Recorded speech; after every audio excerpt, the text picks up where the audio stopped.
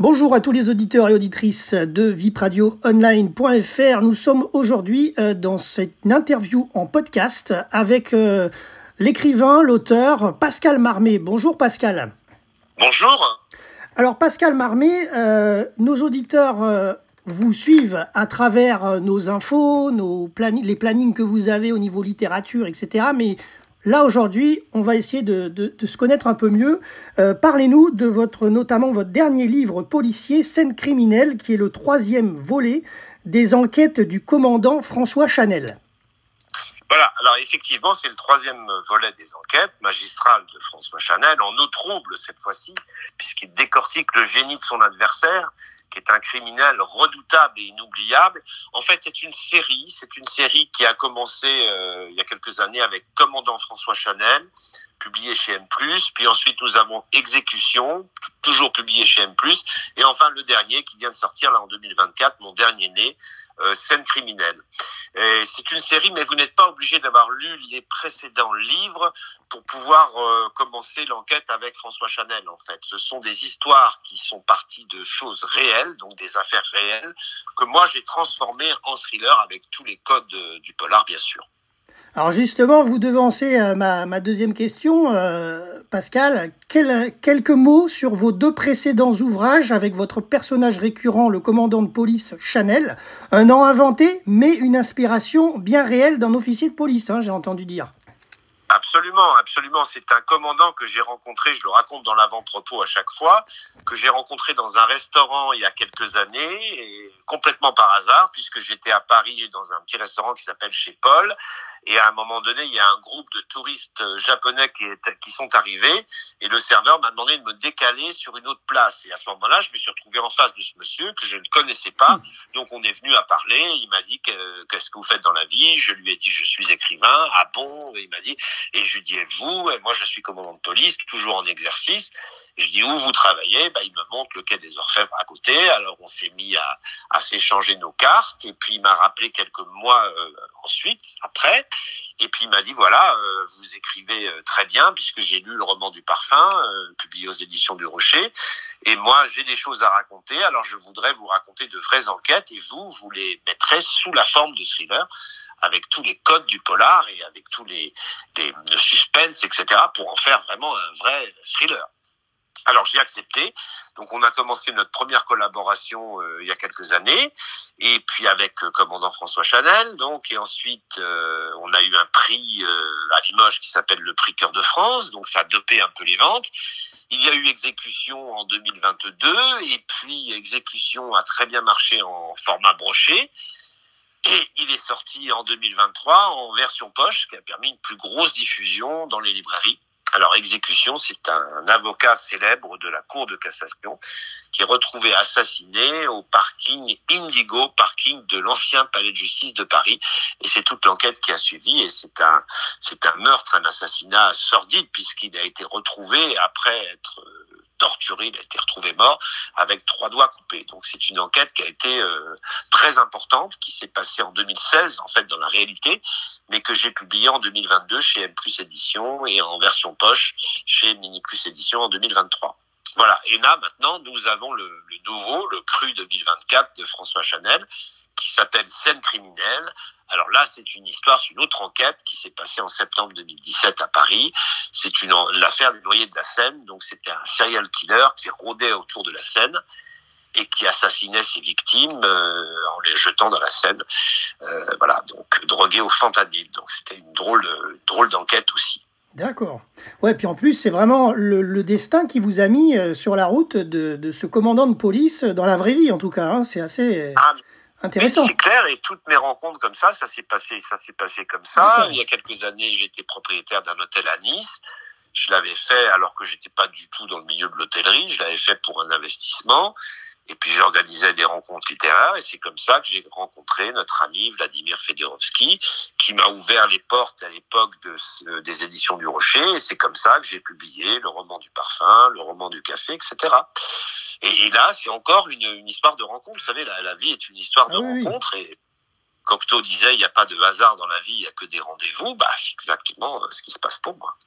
Alors justement, un autre livre aussi qui nous interpelle à la rédaction, parlez-nous un petit peu de votre polar 11 cahiers qui nous embarque, si j'ai bien compris, dans une aventure avec Pascal Langle de Nice à Paris, Cassis, Paris en Corse aussi, et puis Cassis donc dans les Bouches-du-Rhône.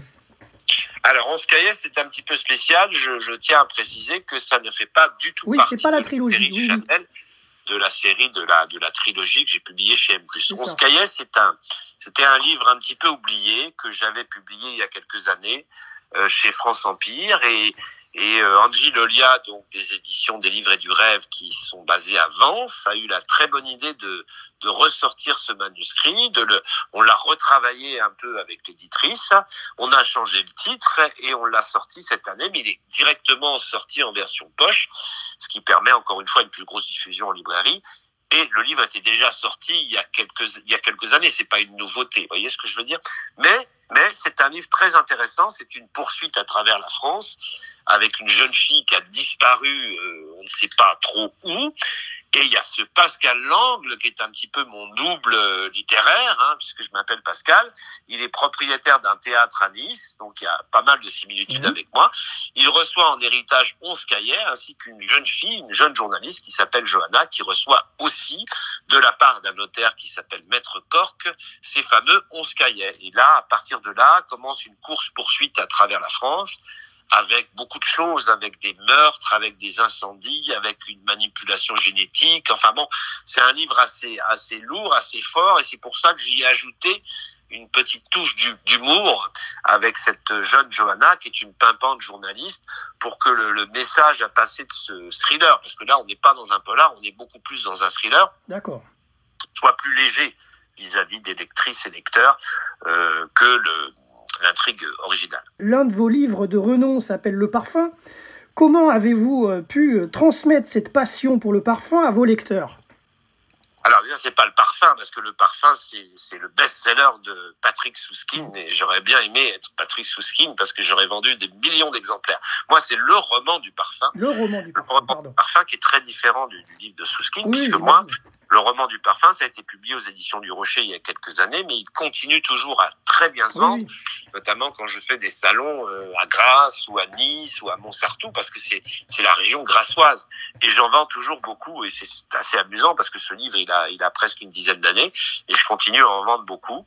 Donc c'est vrai que, alors, cette histoire de parfum, ça remonte à 2010, parce que j'avais publié un livre qui était une petite romance autour des parfums, qui s'appelait Si tu savais, qui avait été publié au départ chez un éditeur parisien qui s'appelait France Empire, Jean Castared, qui au départ éditait des livres sur l'histoire, donc je ne sais pas pourquoi il m'avait pris cette petite romance, mais en tout cas ça a très bien marché.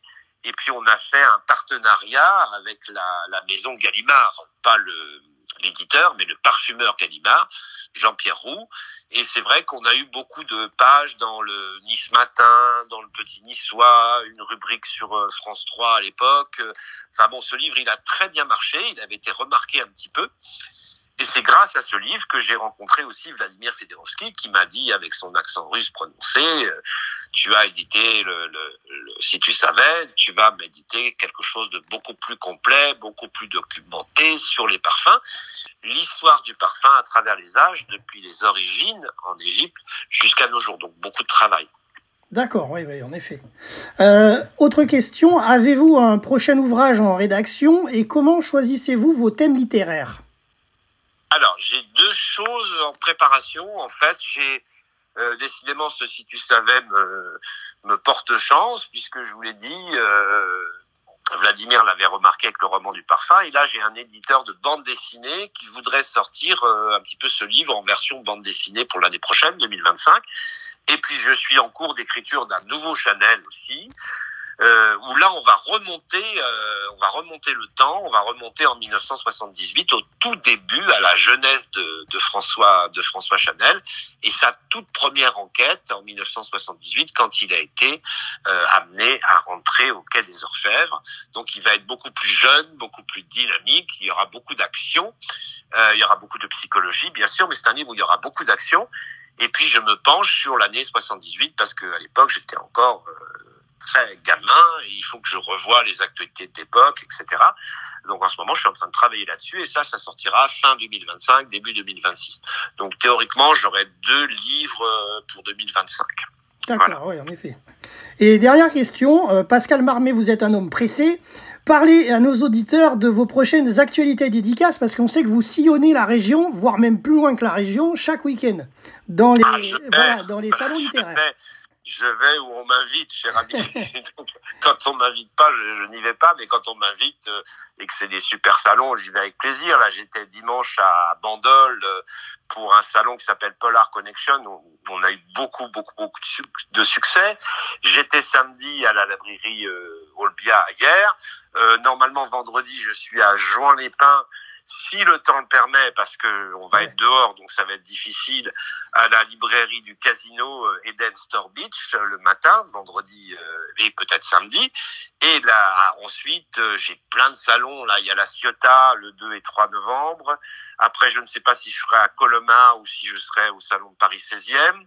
Il y en a beaucoup. Hein. Et puis, à la fin novembre, je vais être sur un super salon avec que des têtes d'affiche. Et là, on sera pas nombreux, on sera que 6, avec Alexis Lepster, qui a écrit Les Poupées, dans un salon qui s'appelle 36 quai des Cévennes, qui se trouve dans le Gard, un salon très prestigieux qui va durer 3 jours.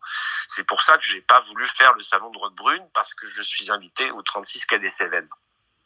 Alors ça, c'est un salon très prestigieux et ça va se dérouler le 30 novembre, 1er 2 décembre, je crois, sur 3 jours. Et là, je présenterai, bien sûr, Scène criminelle, bien sûr, On se caillait, Exécution, etc.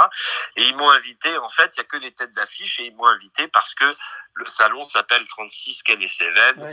Et moi, j'ai écrit des livres 36 quai des Orfèvres. Donc, le président de l'association m'a dit, on ne pouvait pas, bien sûr, ne pas vous inviter, Monsieur Marmet. Voilà. D'accord, et puis du coup, on va rappeler votre page officielle Facebook pour que nos auditeurs puissent vous suivre, bien qu'ils suivent nos infos via notre radio.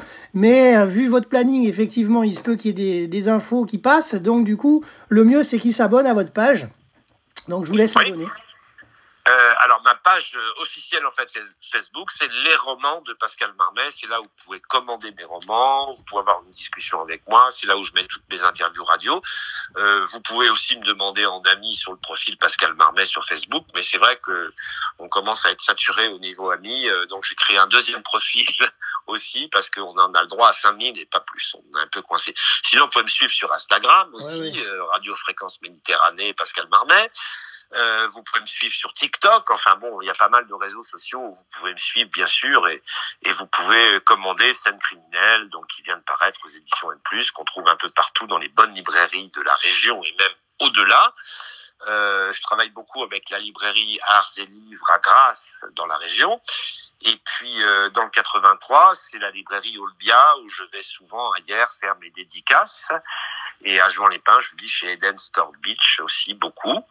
Et voilà, et puis j'ai fait bien sûr Montsartou cette année.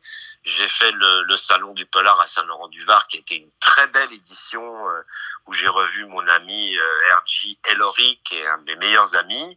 Et puis Joseph Massescaron aussi que j'ai revu avec plaisir. Enfin bon, c'est formidable ces salons-là organisés par MPO, Christian Giraud. Voilà. Merci à vous Pascal pour cette interview radio pour RVPB, vipradioonline.fr. Et c'était Jérôme et Pascal Marmet. Merci à vous, au revoir.